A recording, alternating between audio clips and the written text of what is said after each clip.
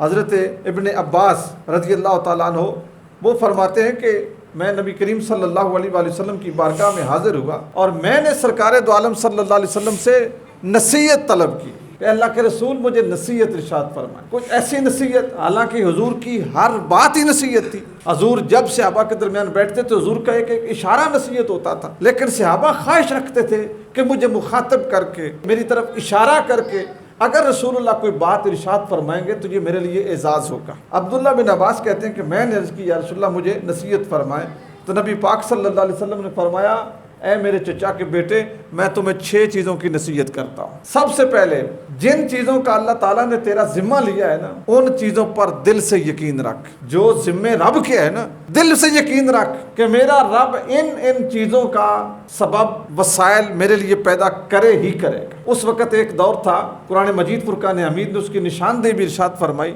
لوگ اولاد نہیں پیدا کرتے تھے، بچے نہیں پیدا کرتے تھے، اگر کسی کے گھر میں بچی پیدا ہوتی تو اس کو قتل کر دیتے تھے۔ اللہ تعالیٰ نے قرآن مجید فرقان حمید میں ارشاد فرمایا لا تقتلوا اولادکم خشیۃ املاق، یہ روزی روٹی کی وجہ سے اپنی اولاد کو قتل نہ کرو، نحن نرزقکم وایاہم، ہم تمہیں بھی رزق دیتے ہیں، ہم انہیں بھی رزق دیتے ہیں، یعنی ان کا رزق ہمارے ذمہ ہے، ہم تمہیں بھی دیتے ہیں اور ان کو بھی دیتے ہیں، ان کو قتل نہ کرو۔ رزق کا ذمہ اللہ تعالیٰ نے لیا ہے، اللہ تعالیٰ رزق کو پیدا کرتا ہے، اللہ تعالیٰ اسباب پیدا کرتا ہے جو بندے تک پہنچتے ہیں۔ تو کئی لوگ ایسے ہیں جن کے اوپر تھوڑا سا پریشر اور سٹریس آتا ہے نا حالات کا، تو آپ نے کتنے اخبارات میں یہ واقعات دیکھے پڑھے، لوگ پنکھوں کے ساتھ جھول گئے، خودکشیاں کر لی، حرام موت کو قبول کر لیا، حرام موت کو گلے لگا لیا۔ دوسری چیز، فرائض ہمیشہ وقت پہ ادا کرنا، بالخصوص نماز۔ زیادہ تر لوگ نماز پڑھتے ہی نہیں، اور جو پڑھتے ہیں ان میں اکثریت وہ ہے جو اپنے کام کاج میں بڑے خوشی کے ساتھ لگے رہتے ہیں، اور بالکل جس وقت ٹائم تھوڑا سا رہ جاتا ہے تو نماز کی طرف دوڑ پڑتے ہیں، اور بڑی تیزی کے ساتھ، بڑی سپیڈ کے ساتھ، بڑی اجرت میں اللہ کا ذکر کرتے ہیں۔ وہ نماز نہیں ہے، وہ یوں سمجھے کہ صرف اپنے گردن سے وہ ایک قرض ادا کرنے والی بات ہے، جان چھڑانے والی بات ہے، صرف حاضری لگوانے والی بات ہے۔ نماز دوستو وہ ہے پورے اہتمام کے ساتھ جس کو آپ نے ادا کیا۔ اللہ کے قرآن نے ارشاد فرمایا یا بنی آدم خذوا زینتکم عند کل مسجد، اے آدم کے بیٹو ہر نماز کے وقت اپنے آپ کو خوبصورت بناؤ، مزین کرو، اہتمام کے ساتھ پڑھو۔ لباس ہے، ٹوپی ہے۔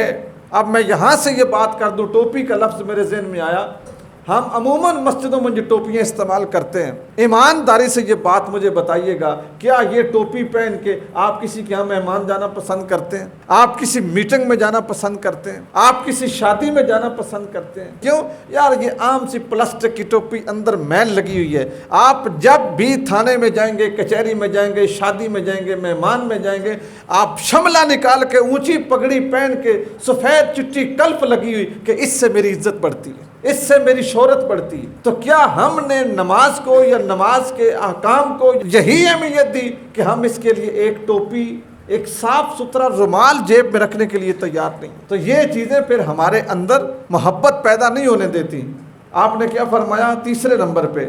فرمایا زبان ہر وقت ذکر الہی سے تر رکھیں، گلے سے بچ جائیں گے، غیبت سے بچ جائیں گے، گالی سے بچ جائیں گے، بدخوئی سے بچ جائیں گے جب آپ کی زبان اللہ اللہ کرے گی، ذکر کرے گی۔ یہ کئی لوگوں نے ہاتھ میں تسبیح پکڑی ہوتی ہے تو لوگ ان پہ بڑا اعتراض کرتے ہیں کہ بھائی اگر تم نے اللہ اللہ کرنا ہی ہے تو دل میں کرتے رہو، ہاتھ میں تسبیح پکڑنے کی کیا ضرورت ہے؟ دیکھیں تسبیح ہوگی نا ہاتھ میں، تسبیح ایک ایسا آلہ ہے کہ جو صرف ذکر کے لیے، اگر آپ کے ہاتھ میں ہوگی نا اور آپ اس کو ٹٹولیں گے، چلائیں گے، اپنے ہاتھ میں رکھیں گے تو یقینی بات ہے کہ اس کے ایک ایک دانے کے ساتھ کچھ نہ کچھ درود پاک، ذکر الہی، سبحان اللہ، الحمدللہ، اللہ اکبر آپ کی زبان پہ جاری ہو جائے گا۔ اس لیے تسبیح پکڑنے میں شرمندگی محسوس نہ کریں، باقی عام روٹین میں ایسا نہیں ہوتا، ہاتھ میں تسبیح ہوگی تو امید ہے کچھ نہ کچھ بہتری ہوگی۔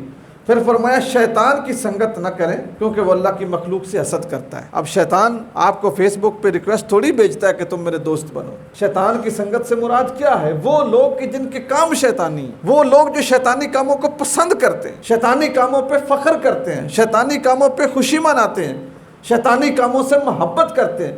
کوئی بھی کام ہو سکتا ہے، ہزاروں کام ایسے ہیں جن سے اس چیز کا اظہار ہوتا ہے کہ یہ شیطان کے کام ہیں۔ مثلا نماز کا وقت ہو گیا ہے اور ایک بندہ تاش کھیلنے میں مصروف ہے، وہ پتے پہ پتہ پھینک رہا ہے اور نماز اس کی قضا ہو گئی تو کیا ہوگا؟ شیطانی کام۔ اسی طرح آپ ایک شخص کو دیکھتے ہیں بلا وجہ ایک شریف آدمی گزر رہا ہے، وہ اس کے اوپر تانے دینا، باتیں کرنا، واضح کسنا، گالیاں دینا اور اس کے الٹے سیدھے نام بلانے شروع کر دیتا ہے. یہ کیا ہے؟ یہ شیطانی کام. ایسے لوگ جن کا اخلاق، جن کی زبان، جن کا کردار اور جن کی واہ برتن ٹھیک نہیں ہے، وہ سارے شیطان کے سنگی. تو فرمایا ان سے بچو. پھر فرمایا دنیا کو آباد نہ کر، یہ تیری آخرت کو برباد کر دے. جتنی زیادہ دنیا دل میں بساؤ گے نا، جتنی اس سے محبت کرتے جاؤ گے، جتنا اس کو سمیٹتے جاؤ گے. یہ نہیں ہے کہ دنیا ساری حرام ہے. تگو دو کرنا اللہ کے قرآن کا حکم ہے، اور بالخصوص نماز جمعہ کا جہاں پہ حکم ہے وہیں پہ حکم ہے کہ جب تم نماز جمعہ پڑھ لو تو پھر کیا کرو؟ پھر زمین میں پھیل جاؤ، اللہ کا رزق تلاش کرو.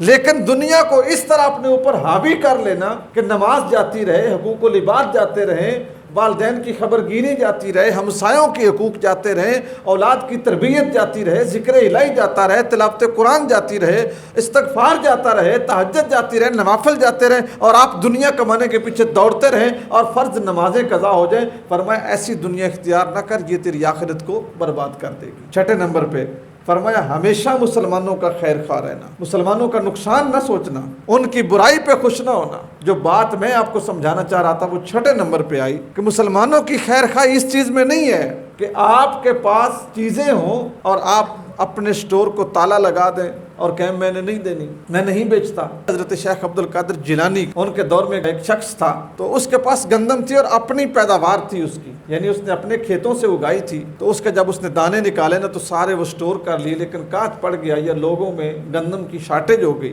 اس نے خرید کے نہیں رکھ لی تھی، اپنی تھی اس کی، اور اس نے وہ رکھی ہوئی تھی کہ چلو استعمال کرتا ہوں، اور لوگوں کو بھی ضرورت کے مطابق دیتا تھا. لیکن ہوا کیا کہ کاٹ پڑ گیا تو اس نے وہ ساری بیچ دی، سارے بڑولے گودام سارے دانے بیچ دیے. جیسے بیچ دیے نا، اب گھر میں بھی کچھ نہ رہا. وہ لینے کے لیے لائن میں لگ گیا، خود خریدنے کے لیے لائن میں لگ گیا. جنہوں نے اس سے خریدی تھی وہی اس کو مہنگی دیتے. تو کسی شخص نے حضرت شیخ عبد القادر جیلانی سے عرض کی کہ حضور ہم تو مجبور تھے تو اس لیے اس تکلیف کا شکار ہوئے. یہ وہ شخص ہے کہ جس کے پاس اپنا سب کچھ تھا تو اس نے بیچ دیا اور آج لائن میں لگا ہوا. حضرت شیخ اس کے اس عمل سے حیران ہوئے اور اس کو بلا کے اس سے پوچھا میاں تم نے یہ کام کیوں کیا؟ تمہیں کیا ضرورت تھی لائن میں لگنے کی؟ اپنی گندم تھی، ضرورت کی رکھ لیتے، باقی دے دیتے، تم نے کیوں کیا؟ اس نے کہا یا حضرت میں نے یہ اس لیے کیا کہ میں اپنی ذات پر ضرورت مندوں کی تکلیف کو محسوس کروں. تقریر کے ذریعے ضرورت مند کی مدد کا کہہ دینا بہت آسان ہے. مزہ تب ہے مولوی صاحب بھوکے ہوں، کپڑے پھٹے ہوئے ہوں، ٹوپی پگڑی کوئی نہ ہو، ضرورت ہو، پھر کسی سے مانگے تو پھر تکلیف کا احساس ہوگا کہ بھوکے کی تکلیف کیا ہے. رونا اس بات کا ہے کہ ہمارے عموماً اکثریت ارباب اختیار اخباری بیان ضرور دیتے ہیں، بجلی سستی کر دیں گے، آٹا سستا کر دیں گے، میرے دفتر کا اے سی بند کر دو، اگر تمہاری مجبوریاں ختم ہوتی ہیں تو بجلی کا یہ کر دیں گے، وہ کر دیں گے. ایک صاحب کہا کرتے تھے میں اپنے کپڑے بیچ کے تمہیں آٹا دے دوں گا.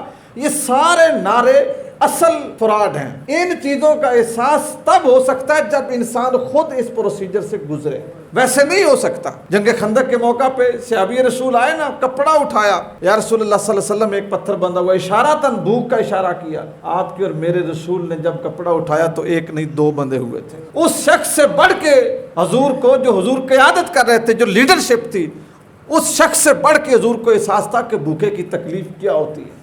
یہی وجہ ہے کہ مہینہ مہینہ گزر جاتا تھا، رسول اللہ صلی اللہ علیہ وسلم کے گھر میں چولہا نہیں جلتا تھا. مہینہ مہینہ گزر جاتا ہے، ایک دو دن نہیں. تو دوستان گرامی، اس میں کوئی دوسری رائے نہیں، کوئی شک نہیں کہ ملک پاکستان بالخصوص اور ساری دنیا مہنگائی کے ساتھ نبرد آزما ہے، ذخیرہ اندوزی ہے. یہ دیکھیں آرمی چیف نے دبایا تو ڈالر نکلنا شروع ہو گئے، قیمتیں کچھ نہ کچھ کنٹرول میں آ گئی.